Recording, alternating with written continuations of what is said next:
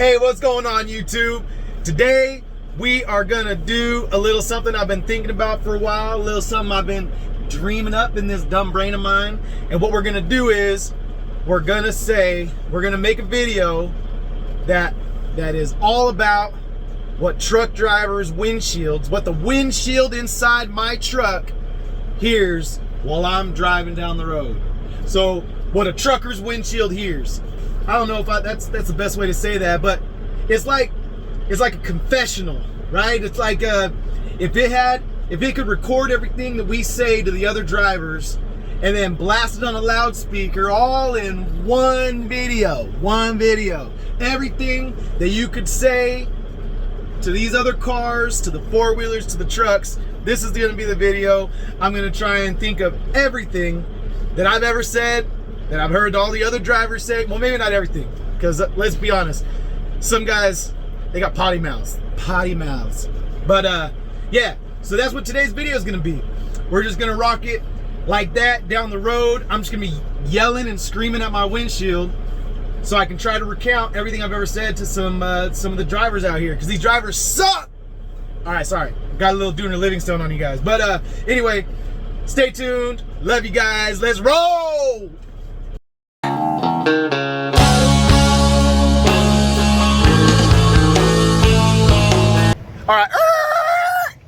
All right, we need to pause, pump the brakes on this video. Pump the brakes. All right. Number one, it was turning out kind of lame, so I'm gonna disperse what I've already recorded, all the things that I said to the windshield, and I'm gonna spread them out throughout the rest of this video. Green means go. But I also, while I was offloading here, watched a video on YouTube by a channel called Wild Beard Trucking. If you don't know his channel, he's got a lot of subscribers. He's doing things. He does really high quality video, and he talks about trucking nonstop. And he was talking about people who discourage truckers from becoming owner-operators. And so he wanted to address that in his video. And I've talked about it a little bit before. I think I talked about it a lot with Alex on the Asian My Show when I did an interview with him. But it inspired me again, because that's what my channel is all about.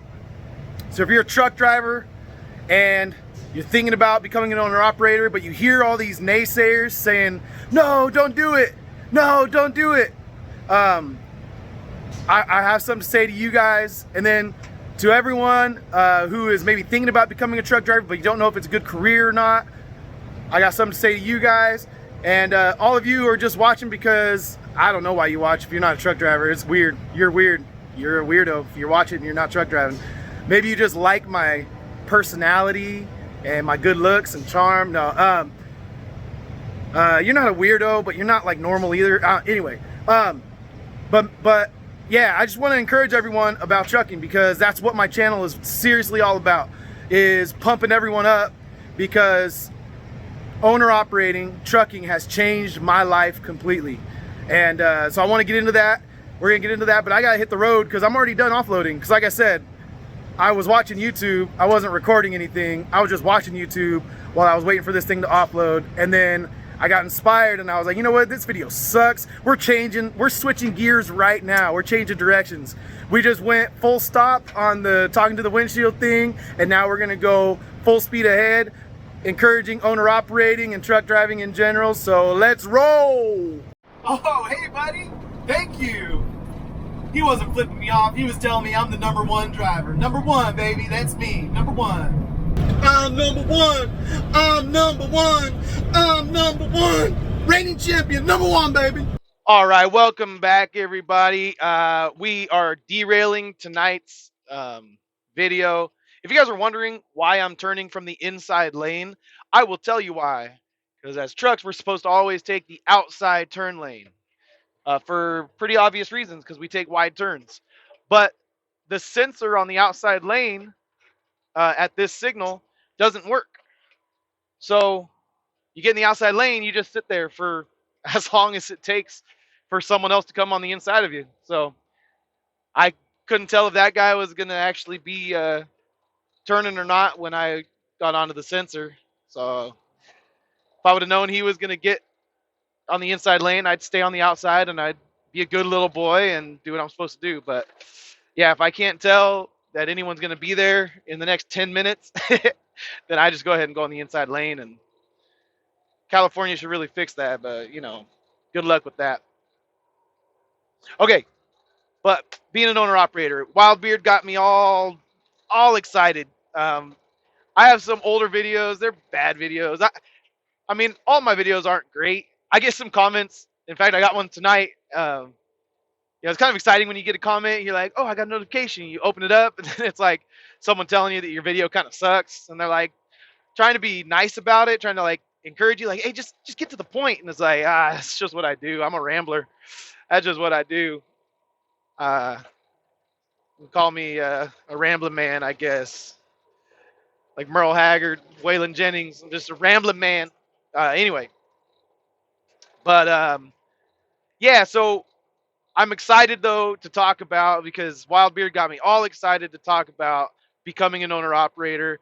If you guys watch any of my old videos, you know that it's like a passion of mine to help other people become owner operators. And not because it's like, oh, well, you got to follow me and do what I do. No, it's more like I would have never gotten into it if it wasn't for my father-in-law and my brother kind of paving the way for me. And I got a chance to see what their money was. I got a chance to see what how hard they worked, which is what initially scared me away from trucking. I'll be honest. It's like, I don't want a job where I have to work 70 hours a week. That just didn't seem appealing. But I hit a certain point in my life where financially I was like, I'll work however many hours they'll give me. I'd rather work 100 hours than work 40 and be in the financial position that I was in. So I I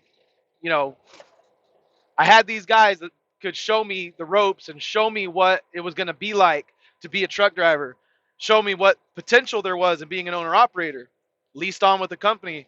And, I'd hear all these things online that some of you have heard, where people are saying, oh my gosh, don't become an owner operator. You're going to have this happen and this happen, and this is what's going to happen. Your truck's going to break down. You're going to have to pay your own shop bills.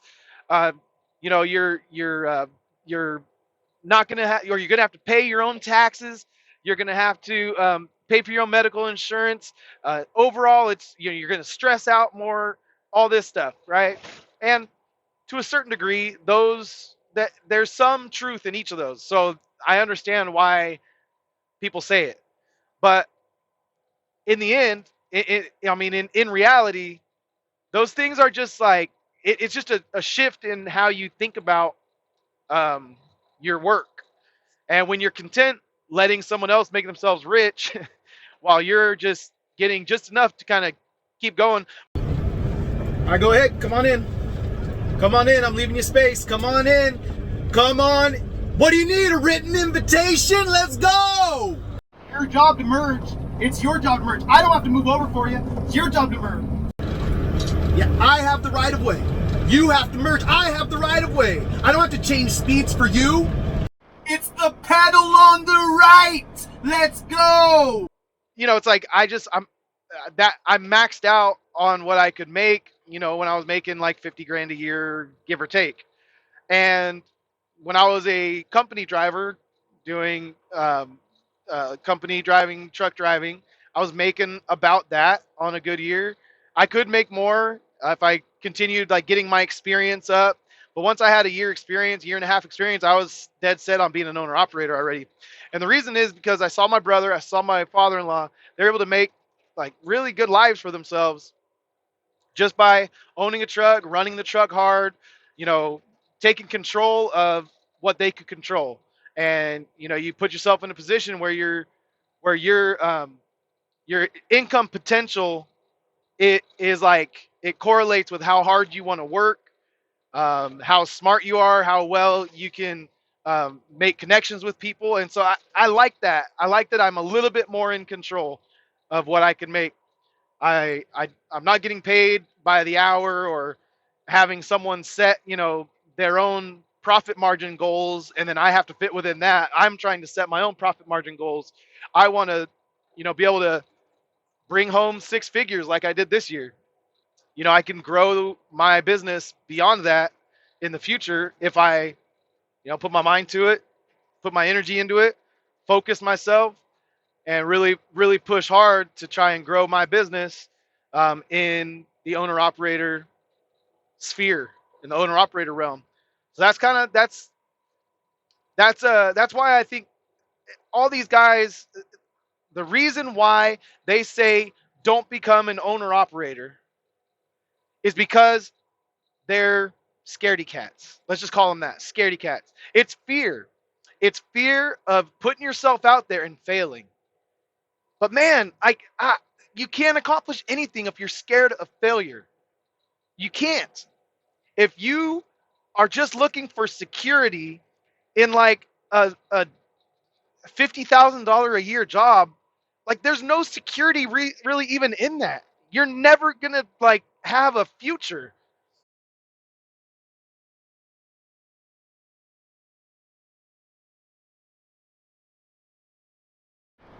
Yeah, when I was younger, I used to get, real excited when I was driving, but now I just like set the cruise control, sit back. I don't get all up. What are you doing?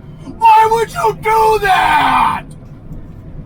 All right, so basically it's like this. The naysayers have been institutionalized, all right?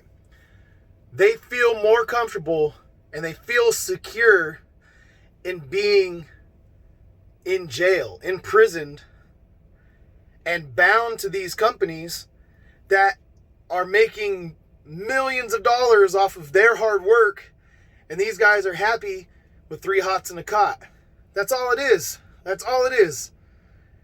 3 hots and a cot until you're 65, and then you can live off government cheese for the rest of your life. And that's not me, man. That's just no way to live. I hope none of you are okay with that. I hope none of you will settle in this life for something like that. Like live for more than that. Live for more. And I don't just mean I'm starting to sound like one of those motivational speakers, where it's like all about like how to get rich or how to make money.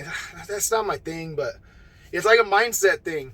When you're okay, like being institutionalized like that, when you're okay just living paycheck to paycheck until you turn 65, it degrades your humanity. I don't know. There's something about it that like wears a person down until they're like not, like they don't dream anymore. Like they don't have like hope, and they're just kind of going through life. That's why so many guys drink and do all this other stuff, because they just are trying to like forget about the daily stuff that they got to go through just to put food on the table and hope to live another day, hope to live another month, hope to pay the bills for one more month, and it's like, dang, man, like it's so easy in trucking to buy a truck and become an owner operator. It's very easy. There's companies that will help you buy trucks and get you loads and make you money. And yeah, there's going to be some risk, and yeah, there's going to be some drawbacks, and yeah, there's going to be months where you're like, man, I was really thinking I was going to bring home this much, but then this broke and now I got to pay for that, and then oh my gosh, and it's going to be stressful. But over the long run, it is much more profitable, like a ton more profitable. And so anyway, I'm going to show you guys my numbers from this last year, and I'm just going to put them up on the screen real quick, and I'm just going to show you the gross. All right, and then the net. That's my net. That's what I took home. Okay, and I'm not gonna try and put that out there too much, because that's before I write off a bunch of stuff and get my taxable income way lower. So my taxable income is like way low. I shouldn't have a tax bill this year, even though I brought home that much money. I shouldn't have a tax bill when I do my taxes. My tax lady hasn't gotten back to me yet. I submitted all my stuff to her, but I know that she's gonna come back. I'm probably gonna get a return because I got 4 kids. But anyway, so that really right there. And then you know what? When I get home, I'm gonna actually I'm gonna put some music in right here. Ooh, and it's gonna play us into this transition, and I'm gonna transition into some stuff at home where I'm gonna show you what my owner-operator plans are when I have my own authority and when I'm paying for everything myself. When it's all, I'm gonna show you kind of what I'm looking at, how I'm planning to do that. So that's gonna fade in right here, and then I'm gonna do a narration over the top of it. Oh, it's gonna be so cool. I'm gonna use my sassy voice. Okay, let's do it. All right, so this is a weird video. It's very schizophrenic. My brain's a little bit scrambled eggs, and it's a little confusing to me as I'm here editing it.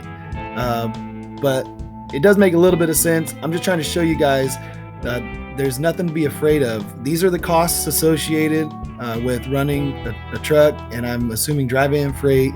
And then there's weekly gross revenues there. So I just listed out the possibilities of what the weekly gross revenue could be, and then what my gross profit would be after all of my expenses just to run the truck: insurance, trailer, truck payment, and fuel.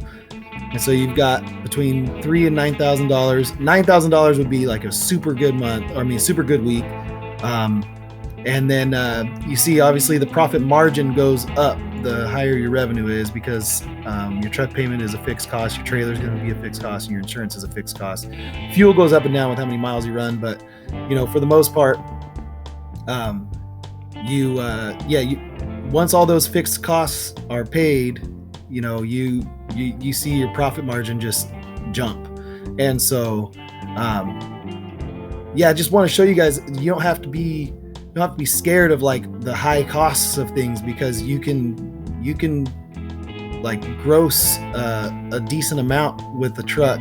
And so now what I've done, this is some of the yearly stuff that I broke down into like a weekly cost. So the gross profit now is over on the left side, and then you just have your heavy vehicle tax and registration, setting aside money for maintenance, and then the ELD, of course. And so it comes up with like a weekly net income, depending on for between $3,000 and $9,000. So if you make $3,000 in a week, you're only going to take home $660, or I'm only going to take home $660 with my numbers.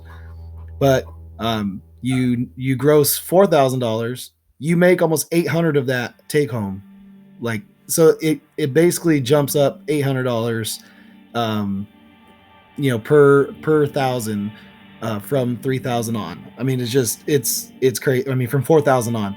And so that gives you a 28-day net. I ran that in there just to show, if you have 4 weeks, with, let's just take the gross profit of $2,570. So that's a $5,000 gross week. The truck grossed a revenue of $5,000, which gives me a gross profit of $2,570, which gives me a net income per week of $2,210. which gives me a monthly income of $8,800. I mean, that's a decent living right there, guys. And so if you plan your expenses, set money aside for your maintenance and repairs, and you see how hard you need to run, you don't, that $5,000 doesn't just all go into your bank account and you're like, woohoo! It's like, no, everything's got to have a place to go. And then when you plan it out and when you set it up, you can make a decent living. This is where we're going to wrap this video up, guys. I'm sorry it was all over the place. I'm a little like confounded right now as I edit it, because I'm like, I don't know how to make it flow any better. I edited up so much. I'm like a little bit lost in the weeds, but I promised you guys that I'd show you these numbers, and so I showed you these numbers. Hopefully these are helpful to you guys. Love you. Peace out. Have a great week. This traffic signal is the dumbest traffic signal I've ever seen. No, I stand corrected. This is the dumbest traffic signal I've ever seen in my life. Yeah. How's it look up there, Doc? Huh? Got a good look up that tailpipe? How's it look up there? What are you, my proctologist? No wonder you drive a brown probe. Get off my butt.